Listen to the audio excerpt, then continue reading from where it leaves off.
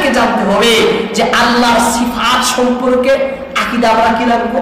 সিফাত সম্পর্কে আকীদা রাখতে হবে যে সিফাত চিরন্তন, চিরস্থায়ী, অবিনশ্বর। আল্লাহ যেমন চিরন্তন, আল্লাহ যেমন চিরস্থায়ী, আল্লাহ যেমন অবিনশ্বর, আল্লাহর যেমন ক্ষয়ক্ষতি নেই, ধ্বংস নেই, আল্লাহর সিফাতেরও তেমন ক্ষয় নেই, ক্ষতি নেই, ধ্বংস নেই। আল্লাহ চিরকাল আছেন, চিরকাল ছিলেন, চিরকাল থাকবেন। আল্লাহর সিফাতও শুরু থেকে ছিলেন, এখনো আছেন, চিরকাল থাকবেন। আল্লাহর সিফাতের মধ্যে কোনো ক্ষয়ক্ষতি, ধ্বংস নেই। আল্লাহর সিফাত পূর্ণত্ববাচক এবং পরিপূর্ণ, অদ্বিতীয়, অনুপম। আল্লাহর সিফাতের মতো কোনো সিফত কারো নেই। আল্লাহর জাতের কোনো তুলনা হয় না, আল্লাহর সিফাতেরও কোনো তুলনা হয় না। আল্লাহর জাতের কোনো সাদৃশ্য নেই, আল্লাহর সিফাতের কোনো সাদৃশ্য নেই। আল্লাহর সিফাত অতুলনীয়, আল্লাহর জাত যেমন অতুলনীয়, আল্লাহর জাত যেমন অনুপম, আল্লাহর সিফাতও তেমন অনুপম। আল্লাহর সিফাতের সাথে জগতের কোন সিফাত মিলবে না, কোন সিফাত মিলবে না। কেন?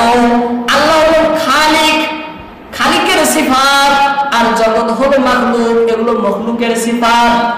খালিকের সিফাত আর মখলুকের সিফাত গুণের সাথে কোনোদিন মিল হবে না, কোনোদিন সদৃশ্যতা এখানে পাওয়া যাবে না। যাবে কি? যেমন আল্লাহ যেমন রহম করে, মানুষেও তো রহম করে।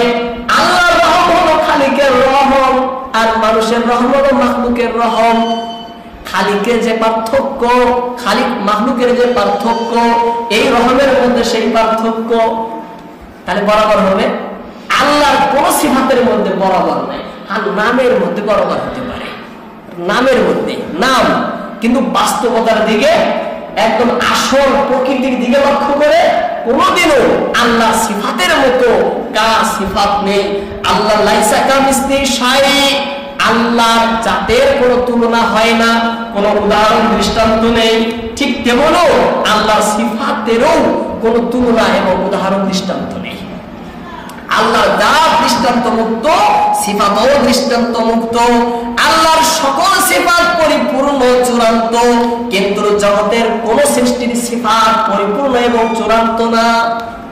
আল্লাহর সকল সিফাতই পরিপূর্ণ না, কিন্তু মাখলুকের সিফাত কি পরিপূর্ণ? পরিপূর্ণ না, চূড়ান্ত না। মাখলুক দয়া করে, সে কি পূর্ণ দয়া করতে পারে? পূর্ণ দয়া করতে পারে না। মানুষে জানে, সে কি পূর্ণ জানে? চূড়ান্ত পর্যায়ে জানে? চূড়ান্ত পর্যায়ে জানে না।